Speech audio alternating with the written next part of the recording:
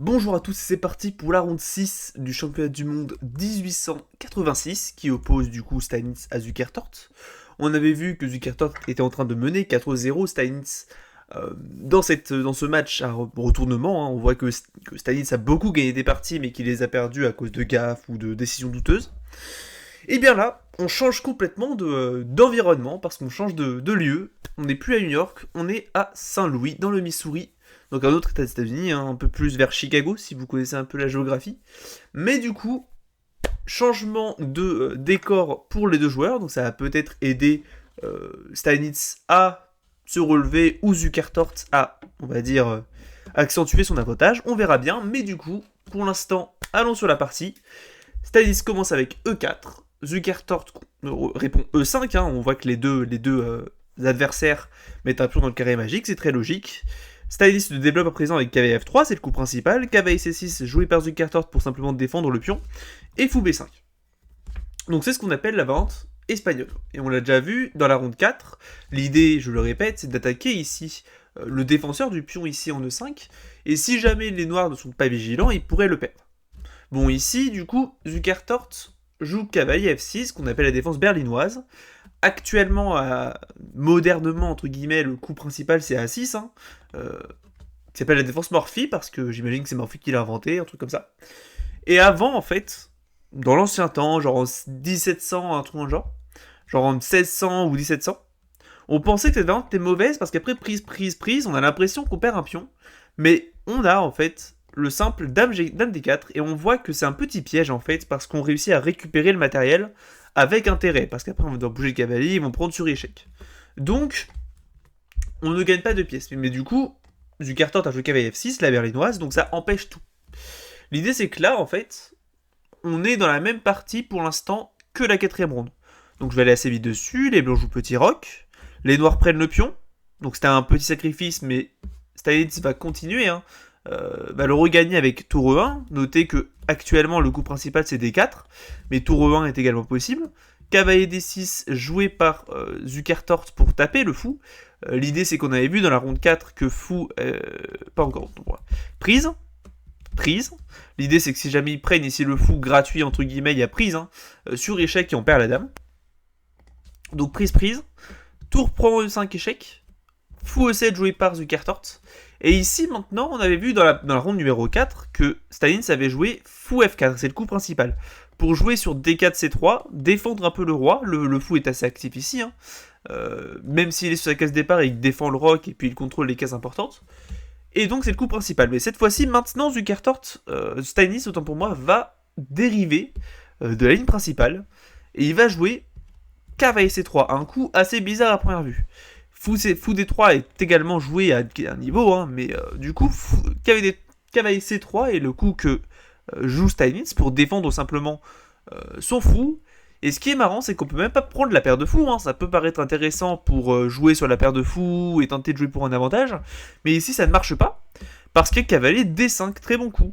Et on tape sur le fou qui commence à manquer de cases. On peut même pas roquer parce que ça enlèverait la défense du roi.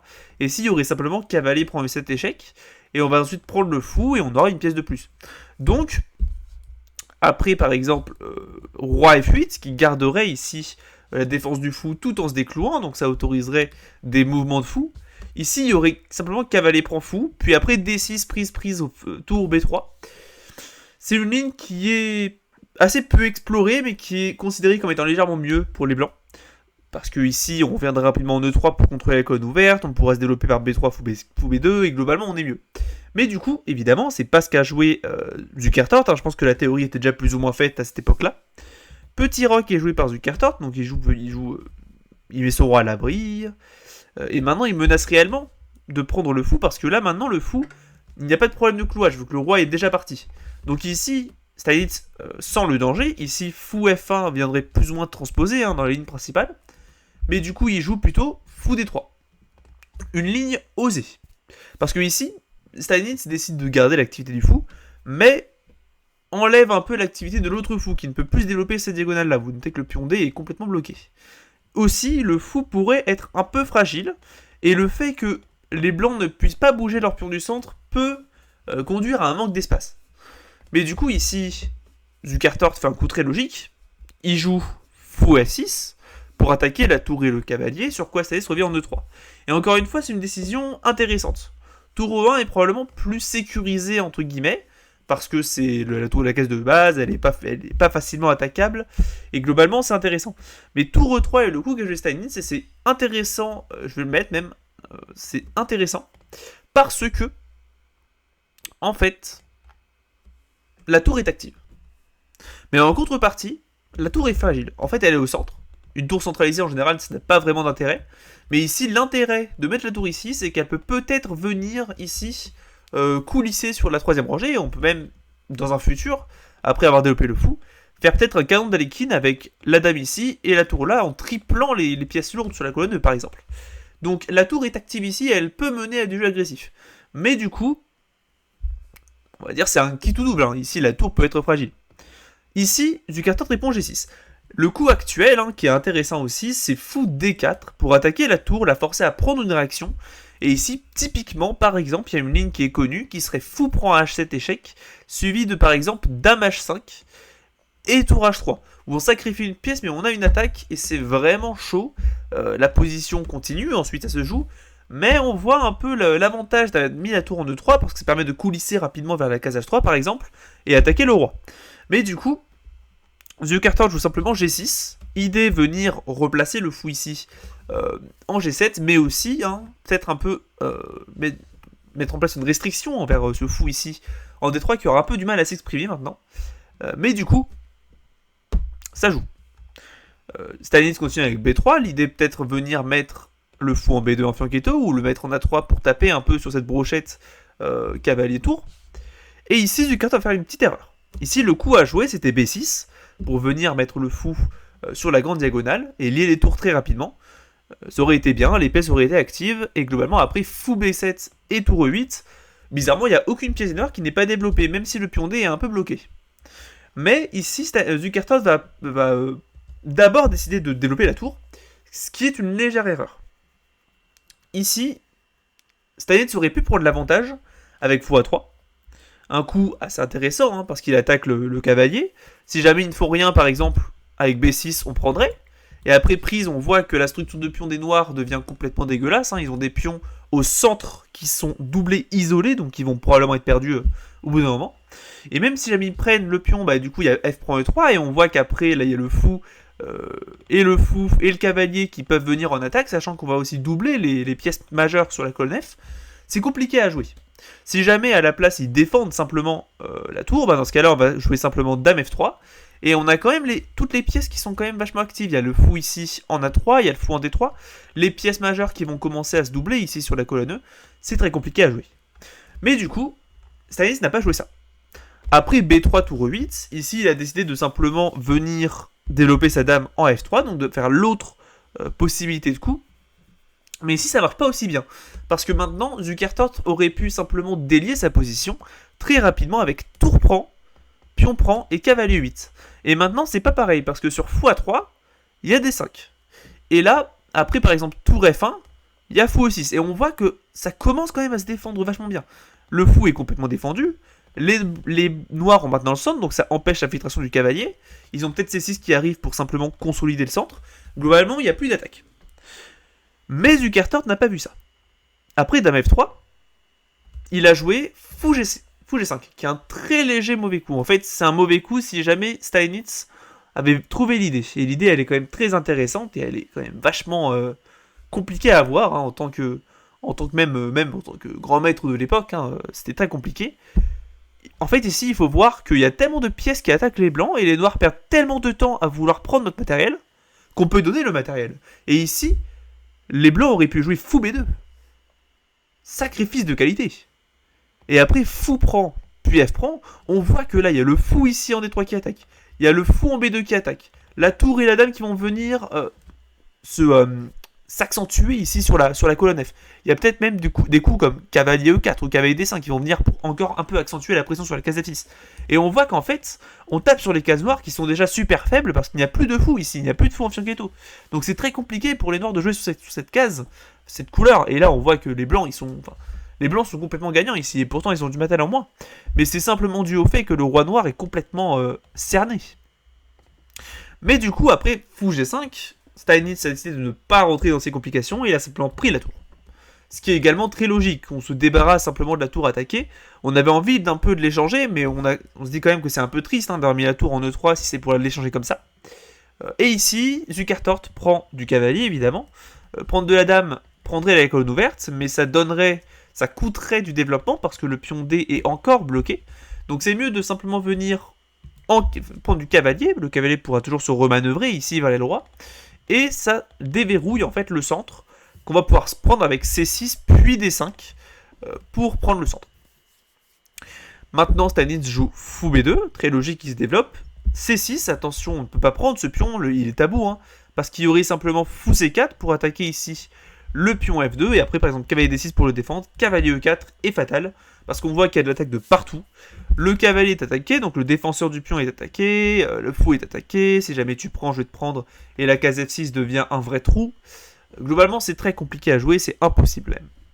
Mais du coup, C6 est joué par Zukertort, il s'en fout du pion, il n'a pas envie de le prendre, il préfère simplement prendre le centre comme prévu. Cavalier E4 joué par Steinitz, il attaque ici le fou, il ouvre le fou en fianchetto et il défend le pion D2.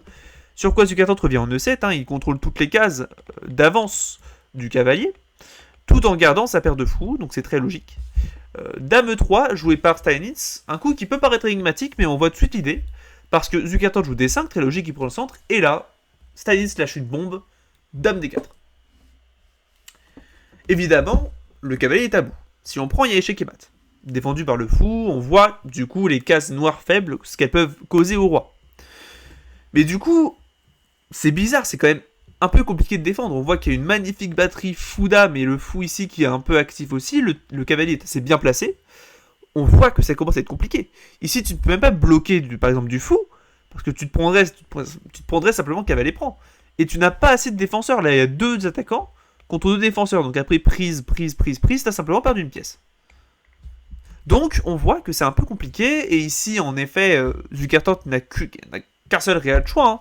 Il ne peut même pas fuir avec son roi parce qu'il aurait simplement quand même dame H8. Et on voit que les pièces noires bloquent la sortie du roi. Donc il joue F6, un peu par dépit. Parce que ça bloque. Maintenant, si tu prends, il y a simplement assez de défenseurs. Hein. Tu as 3 défenseurs pour 3 attaquants. Donc c'est pas assez hein, si tu gagnes une bataille. Et ici, du coup, il y a 2 parties dans cette position. Après, cavalier G3, hein, ici le cavalier est attaqué, là ici, Steinitz joue cavalier G3. Si on fait une analyse stratégique de la position, on peut voir que chacun des deux côtés a un truc sur quoi jouer. Déjà, les noirs, eux, ont le centre. Ils ont des pièces assez développées, ils ont la paire de fous, ils peuvent simplement se développer le fou et peut-être le cavalier. Ils vont pouvoir jouer sur l'harmonie de leurs pièces, qui sont quand même vachement harmonieuses. Les blancs, eux, n'ont pas tant d'harmonie. Bon, ok, ils ont des fous en fianchetto, donc c'est assez harmonieux, mais le cavalier, il est dominé complètement par le pion G, même s'il pourra peut-être s'exprimer dans le futur. Et surtout, ils n'ont pas le centre, le pion D est complètement bloqué. Ils n'ont rien. Mais ils peuvent jouer sur la sécurité du roi adverse, qui là maintenant commence à être dans les courants d'air. Il y a toutes les cases noires qui sont faibles, hein, le fou est ici, parce que si jamais il était là-bas, ici, là, ça aiderait un peu, hein, ça défendrait un peu toutes les diagonales. Mais ici il est là, donc cette diagonale est faible. Mais surtout, cette diagonale est faible. Parce que le pion F vient de bouger, donc ça a ouvert cette grande diagonale et ça peut poser problème. Mais du coup, Steinitz va essayer d'attaquer le roi noir, alors que Zukertort va essayer de solidifier et ensuite jouer sur le manque d'espace et d'harmonie des pièces blanches. Donc ici, Zukertort joue fou E6. Très logique, il développe le fou. Et il veut venir un peu replacer le fou ici vers le roi, et on voit qu'il permet aussi de défendre cette diagonale qui était attaquée. Tour E1 joué par Steinitz, il amène sa tour et il attaque le fou attaqué, enfin le fou en E6.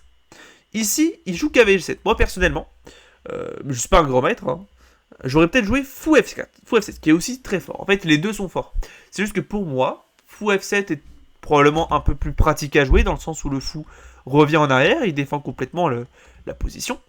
Et après, on pourra peut-être jouer cavalier G7, on va dire comme ça. Mais pour moi, c'est un peu plus prophylactique, hein, ça enlève un peu le but de la tour qui n'a plus de cible descente. Hein. Maintenant, le fou est attaqué, mais il est défendu par la dame et il est très difficilement attaquable. Mais du coup, Zukertort joue cavalier G7, très logique aussi. Il essaie un peu d'améliorer son cavalier en défendant le fou. Sur quoi Steinitz joue H4, il essaye d'attaquer du coup ce roi noir en balançant son pion à la alpha 0, j'ai envie de dire. Hein. Dame D7 joué par Zukertort, il libère sa tour et il essaie de faire une batterie. Globalement, il essaye de défendre comme il peut, hein, il essaie d'harmoniser ses pièces, comme on l'a dit. Et ici, il joue H5. H5 est un sacrifice, parce qu'on voit qu'il a attaqué 2 fois et défendu qu'une seule fois. Mais c'est un sacrifice qui permet d'ouvrir le roi. Et ici, ce qui est marrant, c'est que si jamais les noirs décident de prendre le pion, que ce soit avec le cavalier ou le pion, par exemple, admettons, il prend du cavalier, il y aurait simplement cavalier prend cavalier, pion prend cavalier, et dame E3, par exemple. Qui voudrait attaquer le fou et aussi s'infiltrer sur la case H6. Et on voit qu'au prix d'un pion, par exemple, après roi F7 et dame H6, on voit que le fou et la dame sont de pair, on voit que la dame attaque les 2 pions, la tour est également très impliquée. C'est intenable avec les noirs et les blancs sont gagnants. Donc on voit que prendre le pion est impossible. Et Zukertort va s'en rendre compte parce qu'il va jouer simplement fou F7 pour essayer de tenir la position, c'est-à-dire défendre le pion ici, et revenir en arrière, enlever le but de cette tour, et pouvoir ensuite venir peut-être jouer tour E8 pour complètement consolider le fou. Mais là, Steinitz ouvre la position avec H prend G. Ici, ce qui est important de noter, c'est qu'on ne peut pas prendre du pion. Parce qu'il y aurait cavalier E4, et on voit que ici déjà c'est cloué, mais surtout le cavalier et la dame et le fou attaquent complètement le pion. Le fou, le cavalier est bien plus actif ici, il pourra même peut-être venir en C5 un jour, pour taper la dame et le pion. On voit que toutes les pièces blanches s'harmonisent, et ça enlève du coup la seule possibilité de jeu pour les noirs pour l'avantage. Donc ici, Zukertort joue fou prend à G6, donc il préfère activer ses pièces, empêcher cavalier E4 au prix en fait d'un peu fragiliser ses diagonales et de fragiliser la structure de pion. Et après dame E3, donc c'est peut-être pas le meilleur coup. Hein. L'idée c'est qu'ici le meilleur coup c'était C4. Et là on voit que les blancs reprennent le centre. Et les noirs ont un peu de mal pour jouer du coup. Parce que c'était l'un des gros points sur lesquels ils voulaient jouer, c'est-à-dire le manque de centre des blancs. Et bah là ils ne peuvent plus parce que les blancs commencent à contrer le centre et ça va commencer à prendre. Globalement ici les blancs ouvrent tout, ils prennent le centre, et ça permet d'harmoniser les pièces. On voit que les noirs ont un cavalier qui est très mal placé, hein, il n'est pas au centre. Le roi est un peu faible, toujours pareil, et les noirs ont une structure de pion assez mauvaise. Mais du coup, ici, à la place, Steinitz joue dame E3. Et je pense qu'il voulait vraiment capitaliser sur la sécurité du roi, et il voulait... En fait, il s'en foutait un peu de régler ses problèmes, il voulait juste jouer sur le problème des autres. Donc parfois, il faut pas être aussi égoïste, mais du coup, c'est aussi un très bon coup. Hein. L'idée, c'est qu'il va vouloir venir peut-être en H6, il va vouloir peut-être attaquer sur le fou, on voit que la dame défend aussi, garde la défense du fou, donc si jamais il prend ici, il y aurait simplement dame prend, hein, et ça permettrait de harmoniser les pièces, etc., etc. Mais du coup, ici, Zukertort décide à la place de jouer du coup roi F7, pour complètement consolider, donc très bon coup de la part de Zukertort, qui essaye vraiment de continuer à consolider ses pièces, et limiter l'impact du jeu de Steinitz sur sa position. Et là, Steinitz joue dame F4. Donc il essaye de rallumer l'attaque. Il essaye de taper sur le roi. Mais bizarrement, il est complètement défendu. Parce que même son pion ici, il est défendu. Si tu essaies de sacrifier ta tour, il va prendre de la dame et le pion sera complètement défendu. La tour va arriver en E8. Le cavalier peut toujours s'exprimer en défense avec cavalier H5, cavalier F5, cavalier E6. Globalement, toutes les pièces noires sont assez bien harmonieuses pour défendre le roi. Mais ici, donc tour E8, hein, logique, il ramène sa pièce. Si jamais il prenait ici le fou, c'était pour moi le meilleur coup. Prise fou, tour E8, pour moi c'était l'option la plus pratique, parce que maintenant les blancs ont une faiblesse. Mais du coup, il préfère jouer d'abord tour E8. Sur quoi les blancs jouent tour E3. Et encore une fois, donc là ici les blancs défendent le fou, hein, ils ont compris que c'est quand même assez dangereux. Et aussi, ils veulent garder cette fameuse possibilité de manœuvrer ici, de coulisser la tour vers le roi, hein, pour l'attaquer encore plus. Et on voit que toutes les pièces blanches essayent de s'impliquer en attaque. Donc même si jamais les blancs n'ont pas d'avantage, c'est très compliqué à jouer avec les noirs. Et ici, la preuve, Zukertort va faire une erreur. Ici, un bon coup aurait été simplement dame D6. Ou peut-être un coup comme... Oula, attendez. Je me suis trompé. Un bon coup ici aurait été, par exemple, fou D8, par exemple, pour ouvrir la tour, liquider les pièces, et globalement, ça joue. Mais ici, Zukertort va vouloir, en fait, essayer de trop améliorer ses pièces et il va jouer cavalier E6, qui paraît tellement logique parce qu'on développe le cavalier, on attaque la dame. Mais ici, Stanislas va magnifiquement bien prouver pourquoi ce coup est mauvais. Et il va jouer dame G4. Donc on voit pourquoi ce coup est mauvais, parce que du coup, le cavalier bloque la diagonale. Et on peut se dire, ok, mais c'est pas important, la dame elle fait pas grand chose ici. Et si cavalier F8 joué par Zukertort, donc il a remanœuvré son cavalier en défense, et là on voit qu'il est mieux, hein. Il défend la case G6, il défend la case H7, il défend la case E6, il défend un peu mieux. Mais la dame a réussi à s'infiltrer ici, et on voit qu'il y a de la menace avec le fou. La tour est ouverte et le fou aussi. On voit que toutes les pièces blanches se mobilisent. Et ici, en effet, vous avez vu le coup. Cavalier F5 joué par Stanislas. Et ça commence à être compliqué. Parce que là, les noirs ont laissé en fait aux blancs la possibilité d'activer leurs pièces en attaque. Et ici, le cavalier n'aura aucune vergogne à venir en H6. Il va pas se retenir. Hein. Et en H6, il sera vraiment très problématique. Il attaquera de partout. Il pourra même venir préparer une poussée du fou ici en F5 pour taper la dame. C'est très compliqué à jouer avec les blancs. Avec les noirs, je veux dire. Et ici, par exemple, si on prend du coup le fou, si on prend le cavalier en se disant, ok, il va plus pouvoir venir en H6, maintenant c'est fou prend le problème. Et le fou est vraiment très actif ici. Il y a dame H5 qui arrive pour taper aussi sur le pion, il y a le fou qui est actif, la tour qui peut toujours coulisser en G3 ou en H3. C'est un enfer à jouer.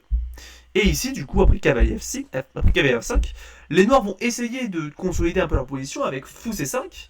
Donc là, il attaque la tour. Mais là, bon là du coup, il va jouer cavalier H6. Très bon coup.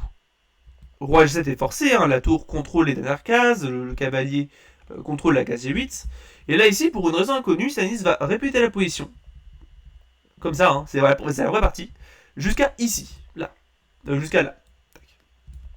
Ici, ils ont répété les coups 5 fois, donc avec les règles actuelles, ça permettrait simplement de réclamer la nulle. Mais ici, pour une raison inconnue, Zukertort ne le fait pas.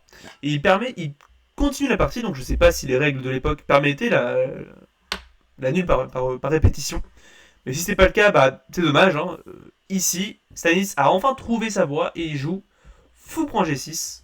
Donc il échange le fou, hein, ça peut paraître un peu bizarre, mais c'est intéressant parce que là il va gagner un pion en force. Et ici du coup, bon déjà Zukertort n'a pas le choix. Si jamais il prend ici le pion là, il y aurait simplement dame prend dame, cavalier prend dame, et tour prend tour. Et après, roi prend cavalier, ok, c'est plus ou moins égal, mais les blancs ont gagné la qualité, donc ils sont gagnants. Donc ici, Zukertort préfère prendre la dame. Pour forcer, cavalier prend dame, et après il prend la tour. Du coup, ça enlève cette possibilité pour les blancs de prendre. Donc il ne va pas gagner la qualité. Ici, Stanislas a joué F prend E. Mais vous voyez, avec le petit cercle rouge, ça crée un pion isolé. D prend E3 était probablement un peu plus précis, hein, très légèrement, parce qu'on voit que la structure de pion des blancs est encore complètement saine. Mais F prend E3 est également très bon. Et après, roi prend fou, on voit l'idée de Stanislas, c'est qu'il joue simplement cavalier prend pion. Défendu par le fou, il a gagné un pion. Donc il a un pion de plus dans cette finale, et donc il est en bonne posture, hein, il a encore une fois mieux, il a plus 0,7 sur l'ordinateur, donc c'est quand même pas mal. Et ici, du coup, ça va se battre, ça va être un coup à bord sur cette finale. Ici, Zukertort va essayer de trouver du jeu avec fou B4 pour attaquer un peu ce pion D2 qui est faible. Hein. L'idée c'est que tu ne peux pas bloquer avec le fou, parce que je te prendrai et je gagnerai le cavalier juste après. Et tu ne peux pas bloquer avec le pion hein, ici comme ça en attaquant le fou, parce qu'il y aurait simplement fou prend cavalier et après pion prend fou. Je vais simplement bouger mon roi, il est très actif. Et toi, t'as un peu du mal à t'exprimer avec tes pions parce qu'ils sont quand même assez peu qualitatifs. T'as des pions doublés et des pions isolés. Donc ici, ça y est, il joue D3. Seul coup réellement convenable. Hein. Il limite fortement hein, ici la pression de ce fou. Et ici, cavalier aussi joué par Zukertort qui continue, il essaye de jouer sur l'activité. Roi F2, évidemment, il faut mobiliser son roi lors de la finale, c'est un principe essentiel. H5. Donc ici, Zukertort essaye un peu de jouer sur cette aile et de jouer sur un pion comme ça de passer. Et ici, G4, joué par Stanislas. Stanislas trouve un moyen en fait de complètement stériliser l'aile au roi et de jouer en fait, de concentrer son jeu à l'aile dame, où son roi est techniquement plus proche. Vous voyez qu'il est à une case plus proche de l'aile dame que le roi adverse. Et ici, il y a même un petit piège, et Zukertort va tomber droit dedans, Mais du coup, ici, Zukertort aurait dû prendre, accepter en fait le jeu de Steinitz. Et en fait, cette finale n'est pas si claire. Parce qu'après, prise roi F5, cavalier E5 par exemple, cavalier G5, D4 qui est la seule poussée qui permettrait de créer un pion passé. Hein. Un pion passé, c'est un pion qui n'a pas de pion qui peut le prendre. Donc là, ici, le pion ici peut prendre, mais après prise, il y aurait un pion passé. Bah, c'est extrêmement compliqué parce que le roi, le cavalier et le pion empêchent complètement cette poussée. Et à part ça, bah, les pions ils sont complètement solides. Donc c'est très compliqué de faire du progrès dans cette position avec les blancs. Et cette finale est même probablement égale. Mais du coup, ici Zukertort va se dire oh, quelle aubaine. Ici, mon adversaire, je me permets de jouer H4 et de me créer un pion passé. Mais non seulement il se crée un pion passé, mais il crée aussi un pion passé à son adversaire. Et ici, surtout le pion H devient giga faible. Il devient super faible parce que ici le pion il est complètement défendu. Et celui-là, le seul moyen de vraiment le défendre, peut-être amener son fou ou amener le roi. Mais dans les deux cas, c'est quand même vachement fébrile. Et ici, normalement, Stanitz, avec un peu de persévérance, il va réussir à le récupérer. Cavalier H5 joué par Stanitz. Un coup logique pour se diriger vers F4. Hein, si jamais ils font par exemple un coup comme A6, il y aurait cavalier F4. Fourchette, hein, ça, on va dire, il devrait défendre. Sur quoi prise et après je vais venir récupérer le pion. Et si tu prends, le problème c'est que ça désisole entre guillemets mon pion, qui maintenant devient très fort et j'ai deux pions passés isolés. Hein. Deux pions passés liés, je veux dire. C'est très compliqué à défendre. Donc ici, Zukertort décide de jouer fou D6 pour venir simplement contrôler la case F4 et empêcher le cavalier de s'y rendre. Roi G2 joué par Taït, il se dirige vers H3. C5 joué par Zukertort qui essaie de trouver du jeu. Fou F6, il attaque le pion. Cavalier G5, il coupe l'attaque du fou. Ici il prend, il récupère, il l'échange. Et Roi H3. Et on voit qu'en fait le pion en H4 est quasiment insauvable. Parce que le seul moyen réellement de le sauver serait de jouer Fou G3, mais ici la case est défendue. Et dès que le roi bougera, on va récupérer le pion. Donc on voit que les noirs ont vachement de mal quand même à jouer cette finale. Et ici, ils vont devoir trouver du jeu. Hein. Et ici, il joue Fou E5. Donc il essaye de empêcher peut-être la poussée des 4. Mais là maintenant, les blancs jouent cavalier F4. Idée, si jamais tu te dis oh mon dieu, je gagne un pion, bah en fait non, parce que je récupère celui-là. Et ce pion isolé va filer la dame et tu vas perdre. Donc tu ne peux pas prendre le pion. Et ici, donc tu attaques le pion ici, hein, Zukertort va jouer D4. Donc l'idée c'est que si jamais je prends, tu vas peut-être prendre du fou. Surtout en fait, ça coupe la diagonale, la défense du cavalier, donc tu prends le cavalier. Donc ce pion est à bout. Mais ici, du coup, Steinitz va simplement trouver une tactique. Et il va trouver cavalier E6. Très bien de sa part, il fait une fourchette, donc il fait une attaque sur le roi et il attaque aussi le pion ici. Mais surtout, après roi F6 qui attaque le cavalier, il va jouer E prend D4. Il attaque le fou. C'est compliqué à jouer ici. Si jamais tu prends ici le cavalier, je vais prendre ton pion, et après, je prends ton fou. Quand tu prends, je vais récupérer le pion, j'ai deux pions de plus, ce pion va probablement filer la dame, et même si jamais tu le défends, mon roi va s'infiltrer de l'autre côté, va prendre tes pions, et je vais pousser mes pions, quoi. Donc c'est une finale complètement perdante. Donc évidemment, il n'a pas pris. Il a décidé plutôt de prendre le pion. Évidemment, si tu prends du fou, toujours les mêmes problèmes. Hein. Je vais prendre ici du cavalier, et quand tu prends, je vais prendre ce pion, et la finale de pion est complètement perdante. Donc il prend du pion, il essaie de survivre. Cavalier C5. Et là, on voit qu'il y a encore une fourchette et une double attaque. Hein. Il y a le pion B7 qui est en l'air et le pion H4 qui est en l'air. Et même si jamais tu joues sur du B6, il y a cavalier E5 qui attaquerait le roi et qui empêche le roi de venir sur la seule case de défense du pion qui serait de venir en G5. Et je vais récupérer mon pion et pousser et faire dame. Donc après cavalier C5, il joue roi G5. Il essaie de sauvegarder son pion et bloquer ce pion passé comme il peut. Mais après cavalier prend B7, on voit que c'est complètement mort. Roi F4 joué par Zukertort. Cavalier A5. Ici, je comprends juste pas pourquoi ici il n'a pas pris. Parce que là, ici, c'est complètement gagnant. Hein, tu vas simplement pouvoir pousser et gagner, quoi. Mais il a préféré jouer cavalier A5. Fou F6. Il essaie de défendre. Cavalier C6. Il attaque le pion. Il attaque aussi celui-là. Sur quoi, ici, les noirs jouent roi E3. Donc ils abandonnent leur pion. Hein. L'idée, c'est que si jamais, par exemple, il poussait le pion, tu n'aurais pas pu le sauver de toute façon parce qu'il y aurait cavalier B4 qui attaque, puis après cavalier C6 qui attaque encore une fois. C'est impossible à défendre, je vais le récupérer de toute façon. Mais du coup, il joue roi E3, il essaie de se venger. Hein, après cavalier prend un 7 sur les pions de l'aile dame. Mais ici, Zukertort, Stanitz va juste faire preuve d'irrespect envers son adversaire. Hein, il va vraiment faire un coup qui limite force l'abandon, cavalier C6. Un coup extrêmement cruel. Et l'idée, c'est qu'en fait, après le roi prend C2, il y a simplement un 4. Il prend le pion D, et là, cavalier B4. Seul coup qui gagne. L'idée, c'est qu'en fait, Zukertort va à présent jouer sur un coup comme par exemple roi C3, puis pousser le pion. Et là, maintenant, après roi B4, enfin cavalier B4, si jamais tu joues roi C3 pour venir attaquer le cavalier, bah maintenant je viens faire ça et je viens de récupérer le cavalier et tu n'es pas à temps parce qu'après roi C2 prise D3, maintenant il y a cavalier E4. Et le cavalier revient pour empêcher ton pion de faire dame et du coup je vais réussir à faire dame moi. Du coup après cavalier B4, Zukertort comprend ça, il joue roi E2, hein, il essaye de pousser un peu son pion, il va peut-être attaquer le cavalier au prochain coup pour le dévier de la défense de la case D3. A5 joué par Stanis. Fou E7, en effet il attaque du coup le cavalier, il le dévie de la défense de la case D3. Cavalier D5 joué par Stanis. Et ici, Zukertort décide de jouer roi F3. Un coup intéressant. Mais l'idée c'est qu'en fait,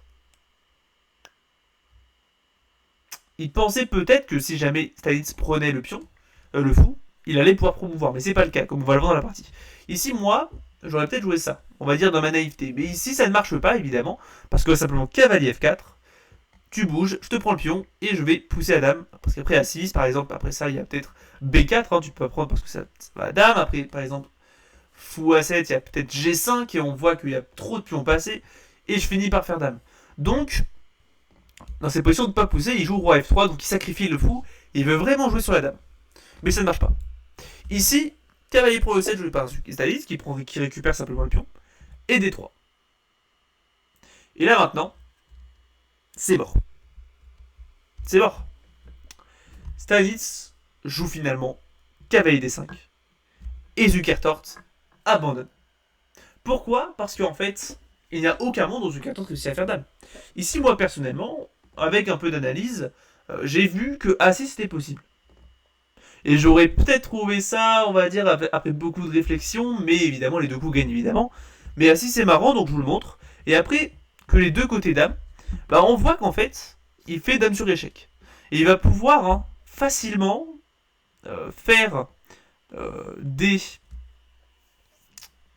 pour récupérer en fait, par exemple ce pion. Et on voit qu'il a beaucoup de métal en plus, et il va pouvoir simplement, dès que possible, échanger les dames, et réussir à gagner facilement.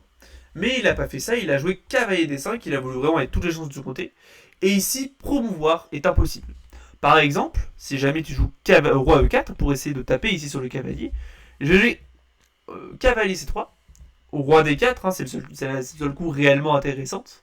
Mais du coup, Stanis gagne vraiment sans problème sur cette variante avec cavalier D1, D2, A6, roi D3 par exemple, A7, roi C2 et cavalier F2. Et le pion A réussi à aller à dame, alors que le pion D va être sacrifié en fait. Hein. Les blancs vont sacrifier leur cavalier pour empêcher le pion de faire dame. Maintenant, c'est pareil pour cavalier de roi E2, qui se prend carrément cavalier F4. Hein. Et après roi E3, je vais prendre le pion, et le pion A file à dame. Hein. Donc c'est indéfendable. Et ici, le seul coup réellement intéressant, ici, pour moi, serait peut-être de jouer D2.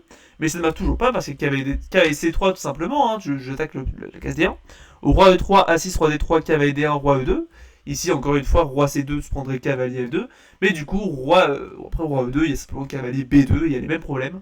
Le roi est beaucoup trop loin du cavalier, le pion A file à dame, et si jamais tu pousses, je vais simplement échanger mon cavalier contre le pion, et je vais à dame. Donc, après cavalier D5, Zukertort a bien compris que la position était indéfendable, hein, je pense, et il a décidé d'abandonner ici dans ces positions. Hein. Une belle partie de manœuvres de Stanis, on a vu que les deux côtés pouvaient défendre et attaquer plus efficacement, on a même vu des sacrifices de qualité qui auraient pu être possibles, avec un roi noir qui était vraiment sous tous les feux, et un petit coup qui avait l'air de rien du tout, c'est-à-dire cavalier E6, qui était en effet une erreur. Donc Stanis est à présent à 2 sur 4, donc il essaye de revenir au score, et il commence une remontada peut-être. Mais du coup, belle victoire de Stanis sur la ronde 6, on se voit pour la ronde 7. C'est Dragonien Alpin, tchuss.